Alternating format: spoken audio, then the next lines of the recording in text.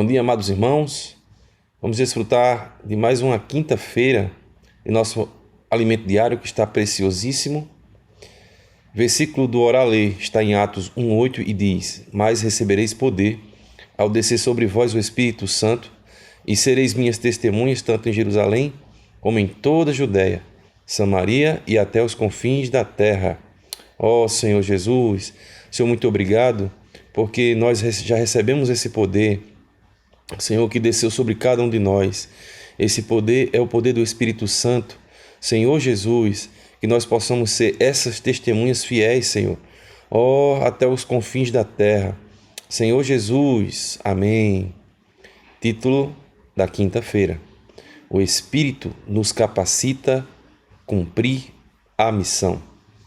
De acordo com o Salmo 110, versículo 1, Cristo está sentado à direita do Pai, aguardando que Deus coloque seus inimigos por estrado dos pés.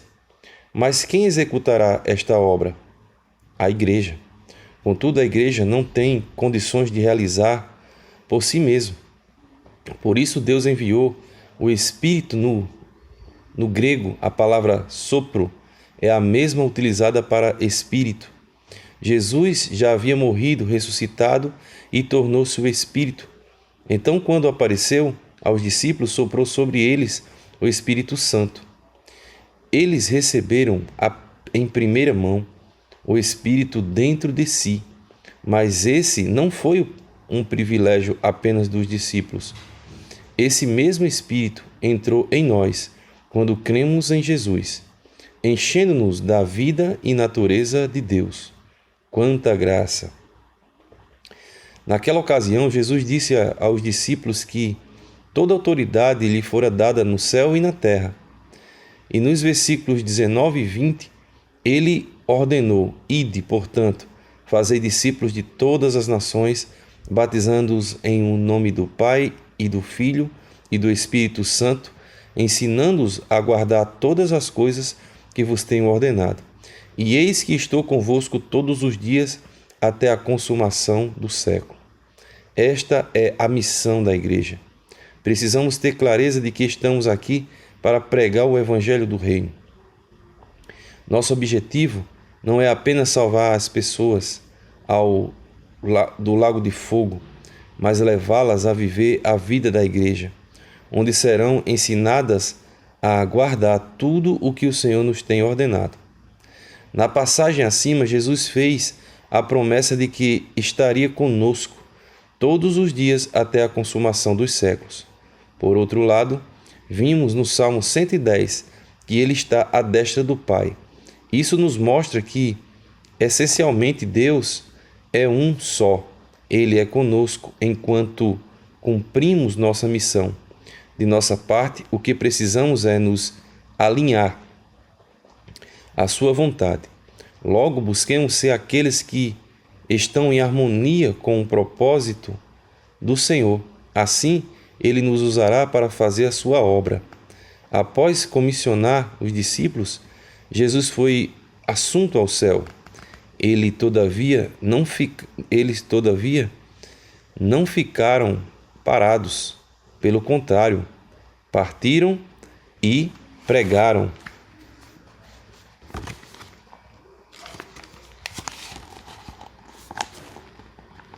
o Evangelho por toda parte, cooperando com o Senhor. Quando o Senhor revela a palavra profética à Igreja e lhe dá uma missão, ela não pode ficar parada. Precisa agir, ter uma atitude imediata. Por isso, insistimos uma vez mais: não recebamos a palavra como um mero estudo doutrinário. Antes, vamos praticá-la. Saiamos para pregar em todos os lugares. De fato, isso já ocorre entre nós. Embora sejamos um grupo pequeno e mesmo em situação de pandemia, o Senhor tem nos abençoado e o Evangelho está sendo levado a multidões. Os comportores dinâmicos estão nas ruas todos os dias para orar pelas pessoas. Estimamos que 22 milhões de brasileiros receberam oração no último ano e foram conectadas com Deus. É algo grandioso. Temos ainda o Avança Jovem, Expolivro, Bucafé, GFCM, Grupo Familiar de Cuidado e Multiplicação. Todos os dias pessoas são alcançadas por esses instrumentos que o Senhor nos deu. É um sinal de que o Senhor está confirmando a palavra profética que recebemos. Portanto, valorizemos tudo que o Senhor está fazendo entre nós. Antes de tudo, aliás, antes de sua ascensão, o Senhor determinou que os discípulos não se ausentassem de Jerusalém, mas guardassem a promessa do Pai. Está em Atos 1, 4 ao 5. Essa promessa era o Espírito. Jesus havia dito que não os deixaria órfãos, mas lhe enviaria um Consolador, que é o Espírito Santo. E isso, de fato, se cumpriu, como se relata em Atos 2, do versículo 1 ao 4. Deus cumpriu sua promessa enviando o Espírito Santo e batizou sua igreja, formada primeiramente pelos crentes judeus. O batismo do Espírito Santo nos tornou um só corpo e bebemos de um só Espírito. Se esse batismo não tivesse ocorrido, seríamos apenas pessoas salvas individualmente. Entretanto, graças ao Senhor, fomos batizados e abraçados pelo Espírito Santo. Logo, constituímos um só corpo, embora sejamos muitos membros. 1 Coríntios 12, 12. Hoje, esse Espírito está nos saturando por dentro e por fora, a fim de nos tornar um com Ele. Pergunta: qual é a missão da igreja? Amados irmãos, nós vimos hoje na leitura do Alimento Diário muitas coisas ricas nesse falar profético. Esqueci de citar na abertura da leitura que o título dessa semana é Autor, Apóstolo Paulo, parte 1. Mas a pergunta do Alimento Diário diz assim, qual é a missão da igreja? A igreja, ela tem uma missão.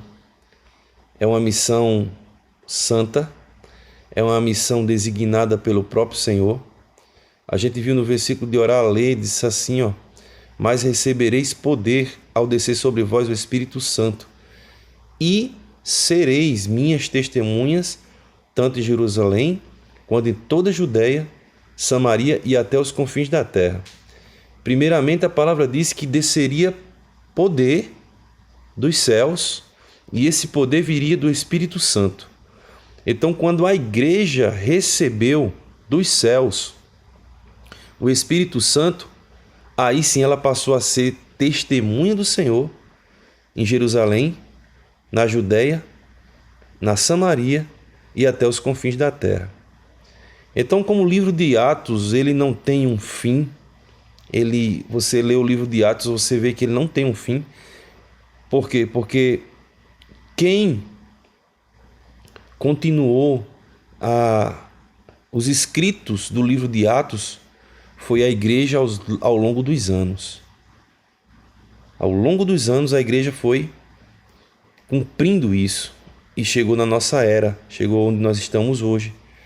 Então, a minha e a sua missão como igreja, que é dinâmica, que é viva, porque a igreja ora, a igreja invoca, né? A igreja, até mesmo, como a Bíblia mesmo fala, foi perseguida, foi ultrajada, se bem que até hoje a igreja ela tem sido perseguida, né?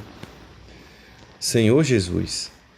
E ainda falou mais que, pela misericórdia do Senhor, uma vez que a palavra profética ela é dispensada para a igreja tem que tomar uma atitude.